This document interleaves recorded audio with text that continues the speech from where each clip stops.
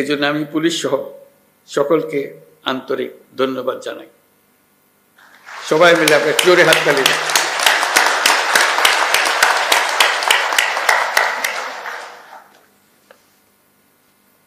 এই হাততালি আপনাদের প্রাপ্য।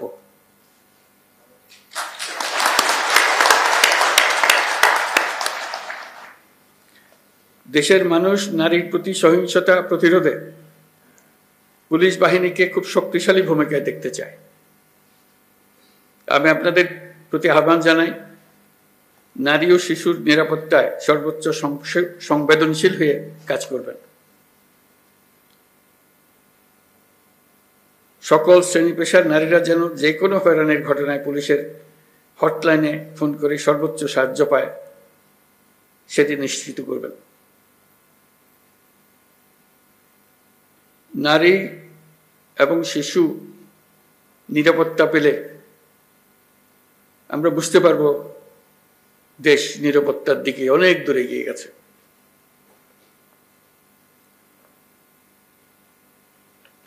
আমরা জানি পুলিশ বাহিনীর সামনে নানা সীমাবদ্ধতা ও চ্যালেঞ্জ রয়েছে।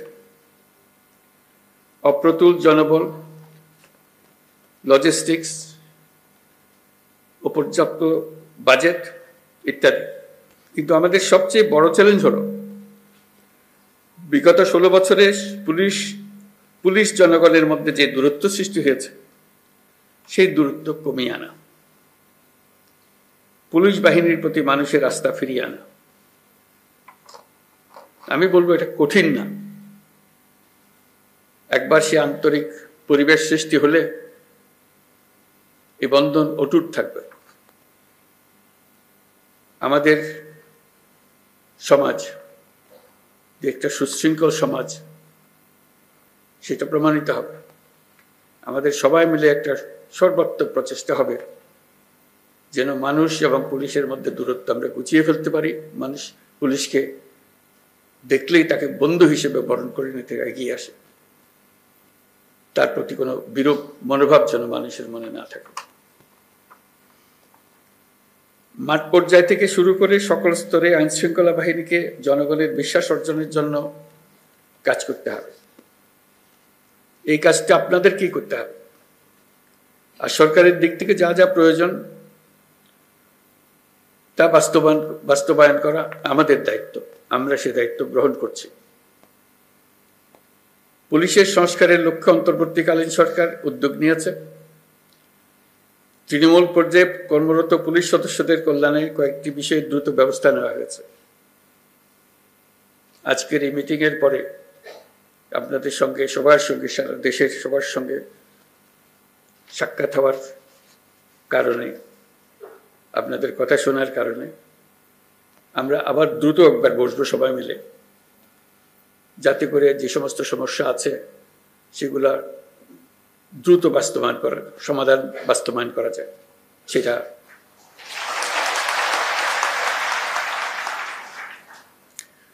আপনারা জানেন, ইতিমধ্যে জাতির উদ্দেশ্যে দিয়ে একাধিক ভাষণে আমি বলেছি, চলতি বছরের ডিসেম্বর থেকে আগামী বছরের জুনের মধ্যে দেশে ত্রয়োদশ সংসদ নির্বাচন অনুষ্ঠিত হবে।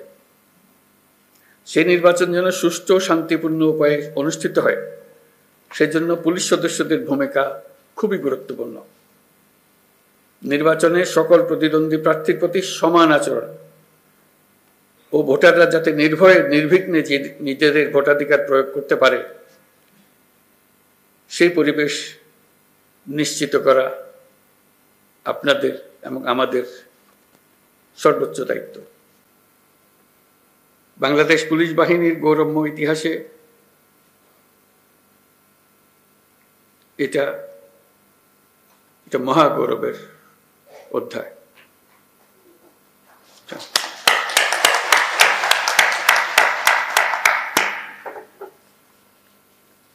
আজকের দিনে এই মহান মুক্তিযুদ্ধের শহীদ পুলিশ সদস্যদের আমি গভীর শ্রদ্ধা নিবেদন করছি।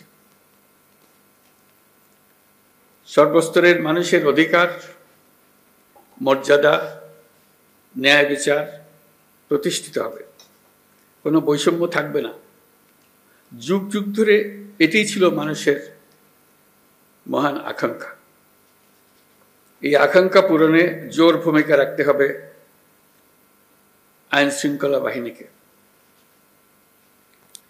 স্বৈরাচারী শাসনামলের 15 বছরে দেশের পুলিশ বাহিনীকে দলীয় বাহিনীতে পরিণত করায় সমস্ত ব্যবস্থা ধ্বংস হয়ে গিয়েছিল। স্বৈরাচারের অবৈধ অন্যায় আদেশ পালন করতে গিয়ে পুলিশ বাহিনী ব্যাপকভাবে জনরোষের মুখে পড়ে। অনেক সৎ পুলিশ সদস্যদেরও এই জন্য মাশুল দিতে হয়েছে।